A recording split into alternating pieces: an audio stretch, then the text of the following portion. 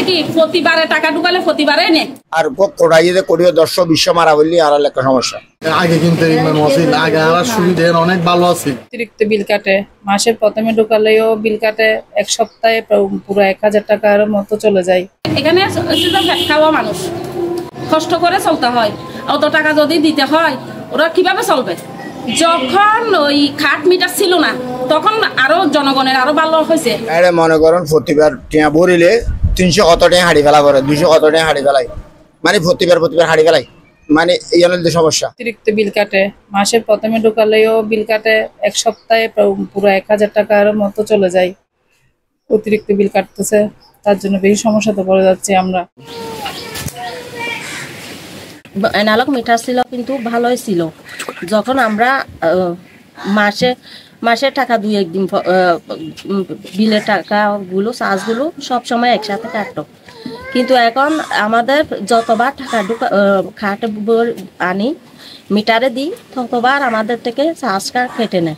কাঠ মিটার লাগানোর পর আসলে সমস্যা জিএন সিস্টেম আরো আগে অনেক ভালো ছিলাম, এখন প্রতিনিয়ত দেখি দিই 1000 টাকা ঢুকাইলে মত 280 টাকা হাড়ি ফেলা। 500 টাকা ঢুকালে এক সপ্তাহ যায় না দোকানের মিটার, সেই জন্য বেশি ভোগান্তিতে পড়তেছি আমরা।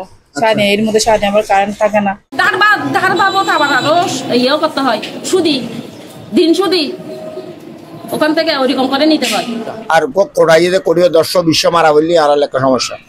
মনে করেন আমরা অল্প টাকা দিই, 500 টাকা ভরতে পারলে ওখান থেকে 250 টাকা 200 টাকা কেটে নেয়। এরকম মাসে যদি 3 বার ভরি 3 বার কেটে নেয়। এবং মিটারও দেখে যে মাসিক চার্জ কার্ডের ব্যাট কার্ডের এমনকি হঠাৎ 7 দিন পর পরেই আর যখন আমরা ইমার্জেন্সি ব্যালেন্স নিই তখন আরো বেশি কাটে টাকা নেই। আমি 500 টাকা ঢুকাইছি, ওখান থেকে অনেক টাকা চলে যায়, এটা আমাদের পক্ষে কষ্টকর হয়ে যায়। মোবাইলে যতবার টিয়া ঢুকবে ততবার টিয়া হারে জীবন আরো আগে অনেক এই সমস্যার মতন এই নতুন মিটার আইয়ের আর কিন্তু আসলে কষ্ট করে যে বেশি মানুষ হচ্ছে এই মিটারের টেবল জোগাড় করতে খুবই কষ্ট। এই মাসে আমি টাকা দিতে পারি না, আগামী মাসে দিচ্ছি। এখন এটা মানুষের থেকে সুদি নিয়ে দিতে হচ্ছে, মিটারে টাকা ঢুকাতে হচ্ছে। তা আপনারা যদি পারেন চেষ্টা করে ওই বিয়াটা একটু কমাবার সহযোগিতা করবেন।